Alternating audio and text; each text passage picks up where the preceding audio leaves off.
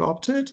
So we've already looked at the connections in the economic sphere, in the technological sphere between Russia and England, and even in the diplomatic sphere of the exchange of the gifts in the 17th century.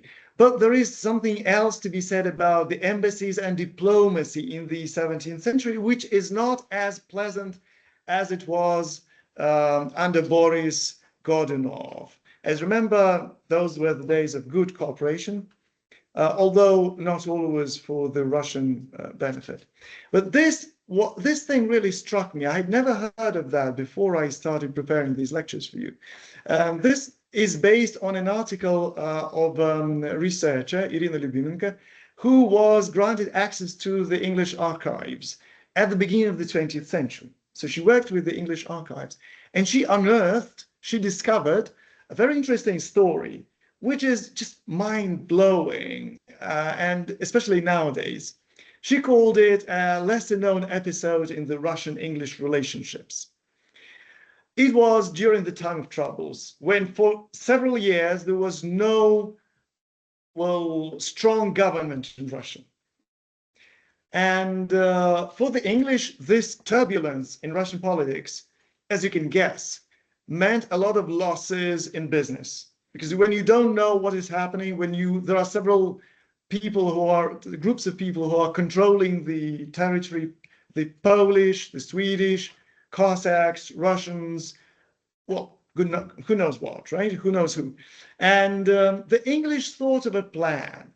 So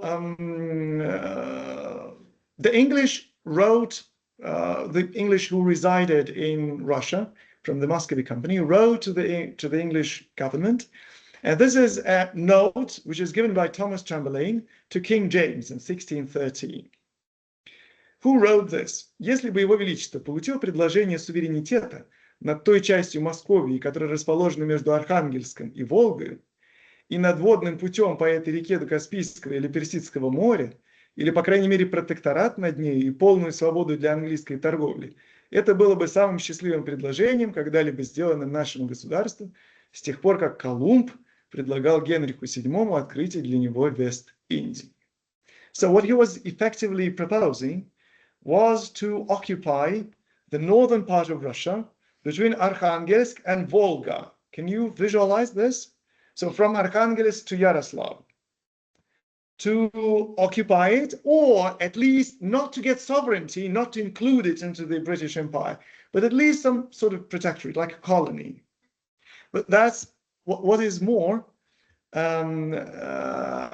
They also wrote that Russians wanted this. Будучи к взаимной пользе в давних сношениях с нашей нацией, благодаря непрестанному общению обоих народов, полюбив наш нрав и наши обычаи, наслышанные о славе Его Величества, Его великом разуме и доброте, предпочитают отдаться в Его руки, чем в какие-либо другие. So they were preparing the ground for this.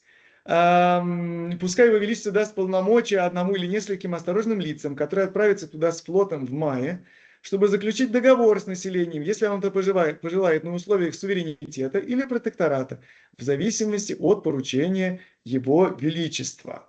So they were preparing ground for the forces to come and to take this land. What else we must bear in mind is that the chief enemy of Russians at that time in Moscovia were who during the time of troubles? The Polish, right? Poland. And Poland was heavily Catholic.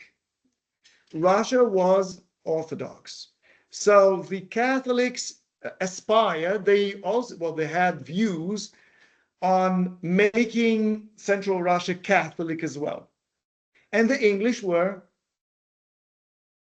Protestants, and they had no plans to convert Russians into their faith. So this was important for the Russians, that the English were in a way more convenient for the Russians. We never know whether the Russians actually wanted this, or whether this was just a plan by Thomas Chamberlain. But what he also wrote is the Muscovites must prepare to give to the English company as much money and goods as it is necessary to pay for the transportation of the English military to the Russian shores. So the Russians had to pay for the English contingent, for the English troops in Arkhangelsk and in the Russian north. And there's another note from a French officer who was at the service of the Russian Tsar at the time, Jacques Vargeret. He also wrote to James. Несомненно, сэр, армия Ваше Величество будет встречена с радостью большей частью населения страны, пребывающего в постоянном страхе перед своими казаками или иными врагами, которые нападут на них, как то случилось прошлой зимой. Подобные опасения заставят их согласиться на покровительство иностранного правителя, который обеспечит им покой и безопасность. When I read it, it reminded me very much of the export of democracy, right? When democracy in the 20th century was exported by the United States under the guise of benefit to the people, where they exported it and said, we are just bringing democracy because the people want it, but they have to pay for it. And he also said that if you don't want to get the territory in full, you can make an agreement that will be good for you, even at your own conditions. But what happens next? Then comes 1613. And when John Merrick, the English ambassador, or the English head of the Muscovy Company, well, he came with the fleet in May to Arkhangelsk. He got the news that a new Tsar has been elected, Mikhail Fedorovich Romanov. And just, I want you to appreciate how clever he was. By the way, he was English-Russian. He was half English, half Russian. So he spoke both languages very well. He decided not to pursue this plan any further because he got the idea that the new Tsar was elected, there was a consensus. So he just sent his greetings to the new Tsar of Russia. And in history, England became the first country who sent their greetings to the Russian Tsar, Mikhail Fedorovich Romanov. So, yeah, the first, because John Merrick, he sent his greetings first. Right. So instead of occupying Russia, he just sent his greetings to Romanov, the first Romanov. Right. And well, as I said, the Russian embassies also went to England. There is a document which we're going to read in a while, which is called "Роспись города Лондона и всей Английской земли." So the description of London and the whole of the English land by Gerasim Semenovich Doktorov. He came right at the time of the English Revolution, when King Charles II was still alive. So he did not know who to support because it was Parliament who received him, but Charles was still alive.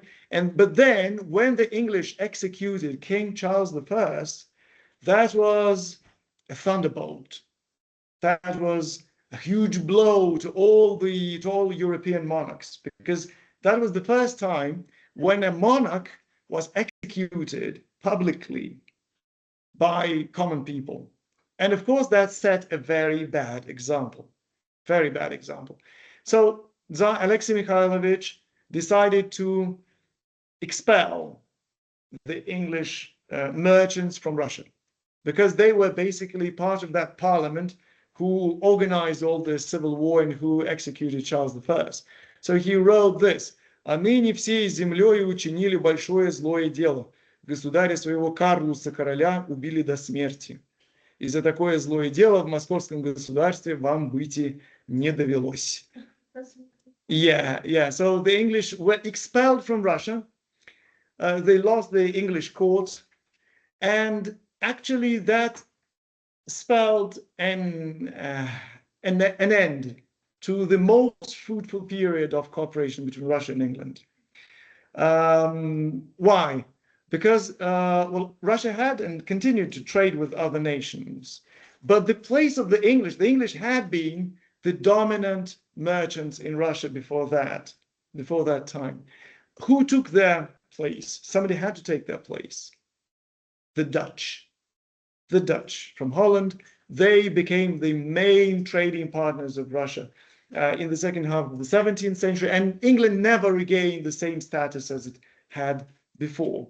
Well, after monarchy was restored in England, and Charles II was installed as the King of England, the diplomatic relationships were restored as well. For example, this is a book which belonged to Tsar Alexei Mikhailovich, and it showed the pictures and it showed some basic facts about the other European nations. So Charles II is here. This is the coat of arms and the stamp of the English king. It's also important for people to recognize the stamps, you know, the official things, not to be misled by some fraudsters. And it also that's the line of the English kings. Gives you all the kings starting from Albert the Great. Yeah. Well, and this is the end of the 17th century portion of the lecture that I wanted to read. Our next lecture is going to be about Peter the Great, and it's already the end of the 17th and beginning of the 20th century, or the 18th century, but that will be next time. So now we finish with the lecture and stop the recording.